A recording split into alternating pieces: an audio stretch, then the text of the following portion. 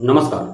मैं राकेश वर्मा आप सभी का स्वागत करता हूं आपके अपने परिवार एसएन गुरुकुल पर। बिहार के सरकार में जितने भी बैठे हुए जनप्रतिनिधि हैं, चाहे वो मंत्री हों, विधायक हों, चाहे वो मुख्यमंत्री हों, उप मुख्यमंत्री हों, शिक्षा मंत्री हों, अन्य जो भी हैं, वे सभी बीपीएससी टीआरई 3.0 के बाद से यह दावा कर रहे हैं कि उसके बाद फिर कभी भी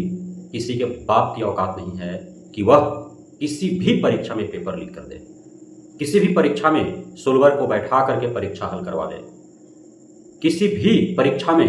कोई धांधली सेटिंग कर ले, कोई चीटिंग कर ले। क्योंकि अब नियम जो बनाए जा रहे हैं बिहार सरकार के द्वारा, वह इतना सख्त है, इतना कड़क है कि कोई हिमाकत नहीं करेगा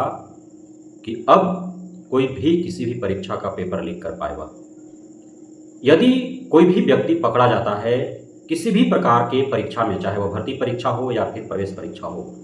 पेपर लीक करते हुए, धांधली सेटिंग करते हुए, सोल्वर के रूप में दूसरे के बदले परीक्षा देते हुए या चीटिंग करते हुए, 10 साल तक के लिए उसे सलाखों के पीछे रखा जाएगा और 1 करोड़ रुपया जुर्माने के रूप में, हर्जाने के रूप में भी उससे वसूला जाएगा। मैंने जो थंबनेल में जिन शब्दों का इस्तेमाल किया है, चूँकि वर्तमान में माननीय मुख्यमंत्री नीतीश कुमार इन्हीं शब्दों का चयन कर रहे हैं, लगातार आप देख पा रहे हैं किस प्रकार से भरी सदन में महिलाओं के बारे में ओछी बातें कर रहे हैं। जब किसी सभा का संबोधित करते रहते हैं तो वहाँ भी उनका जिह्वा फिसल जाता है और वहाँ भी ऐसे ऐसे शब्दों का इस्तेमाल कर जाते हैं कि वे हास्य के पात्र बन जाते हैं। तो उनके मुख का वो शब्द है, मेरे शब्द नहीं है। अब सवाल यह उत्पन्न होता है कि क्या यह जो नियम बनाए जा रहे हैं पेपर लीक पर रोक लगाने हेतु, क्या यह सही में कारगर साबित हो पाएगा? जब तक किसी भी धांधली सेटिंग करने वाले, किसी भी पेपर लीक करने वाले, किसी भी सोल्वर गैंग या अन्य प्रकार के हस्तक्षेप तो डालते हैं भर्ती परीक्षा, प्रवेश परीक्षाओं में, उन पर किसी भी जनप्रतिनिधि का, बड़े नेता का हाथ रहेगा, तब तक चाहे सरकार जितना भी कड़क और सख्त नियम कानून ला दे, कोई फर्क नहीं पड़ने वाला है। ये घटनाएं यूं ही घटते रहेंगे। यह सजा या जुर्माना तभी किसी पर लगाए जा सकते हैं जब यह सिद्ध हो जाएगा कि हाँ, उसने ही पेपर लीक करवाया है, हाँ, वही सोल्वर गैंग का पूरे सर्वे सर्वा है और उसके द्वारा किसी सोल्वर को भेजा गया है, हाँ, वही धांधली सेटिंग करवाया है, हाँ, वही चीटिंग कराने हेतु उसमें साहस भरा है, तभी जाकर के हो सकता है ना। जब सिद्ध ही नहीं होंगे तो फिर कैसे उस पर कार्रवाई हो सकता है? सीधी सी बात है। जब तक खुद जनप्रतिनिधि, बड़े बड़े नेता, बड़े बड़े पदाधिकारी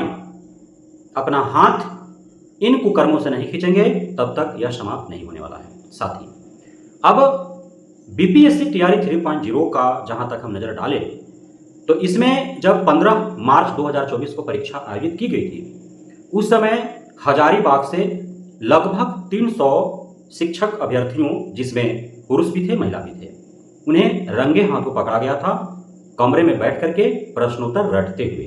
और सोल्वर भी पकड़े गए थे जो उन्हें रटवा रहे थे, जो उन्हें याद करवा रहे थे, एवं कई अन्य सामग्रियां साक्ष्य के रूप में पकड़े गए। अब सवाल यह उत्पन्न होता है कि टीआरई 1, टीआरई 2 के दरमियान जब बीपीएससी के चेयरमैन अतुल प्रसाद साहब थे, उस समय कोई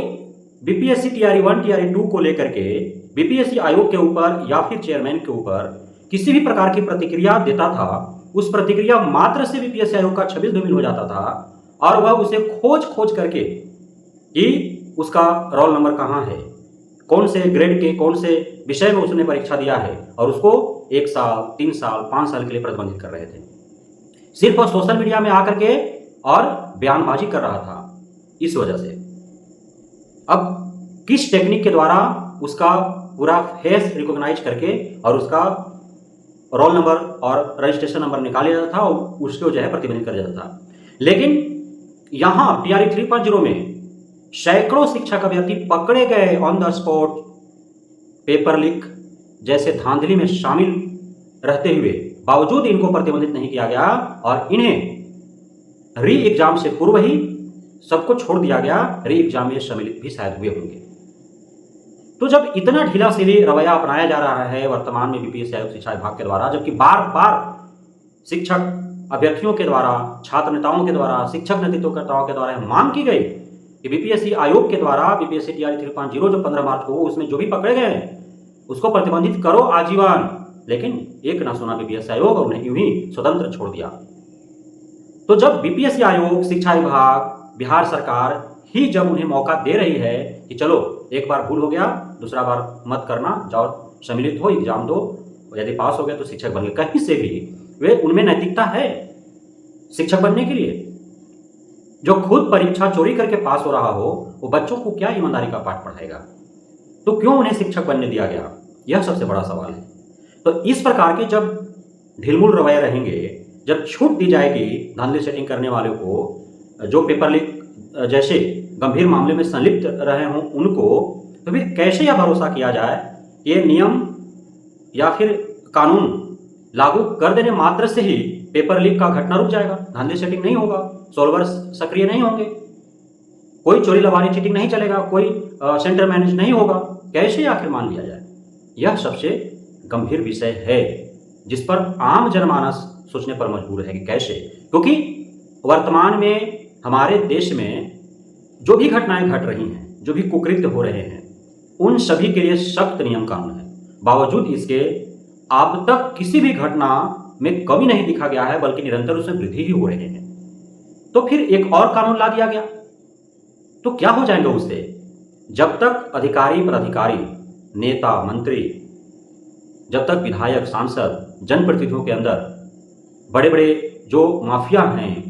कोचिंग संचालक, शिक्षा माफिया, जो कोचिंग संचालक हैं, जो खुद को शिक्षक मानते हैं, गुरु जी कहलवाते हैं, बड़े बड़े पदों पर आसीन हैं, जब तक उनमें नैतिकता नहीं आएगी, जब तक वे अपने राज्य, अपने देश के भविष्य के बारे में चिंतन नहीं करेंगे, तब तक कोई भी कानून ला देना सरकार, हमें नहीं लगता है कि वो कुकृत्य होना रुक जाएगा। क्योंकि अब तक बहुत ऐसे घटनाएं घट रही हैं जिन पर सख्त कानून हैं, लेकिन उसे सख्ती से लागू नहीं किया जाता है, इसलिए कि उस कुकृत्य को करने वाला, उस अपराध को करने वाला, उस घटना को अंजाम देने वाला कहीं न कहीं कोई बड़े अमीरजादे होता है, कोई किसी बड़े धनी का हित रिश्ता निकल जाता है, कोई बड़े अधिकारी पदाधिकारी का हित रिश्ता निकल जाता है, कोई बड़े नेताओं का हित रिश्ता निकल जाता है, जिस वजह से उस पर कार्रवाई नहीं होती है। हर संभव प्रयास किया जाता है कैसे उसको बचा लिया जाए। उसी प्रकार से इसमें भी होंगे। तो बिहार सरकार को यह आश्वस्त करना होगा कि कोई भी इस राज्य का नेता, मंत्री, विधायक, सांसद, बड़े बड़े अधिकारी पदाधिकारी इस प्रकार के कुकृत्यों में संलिप्त नहीं होंगे, तभी जाकर के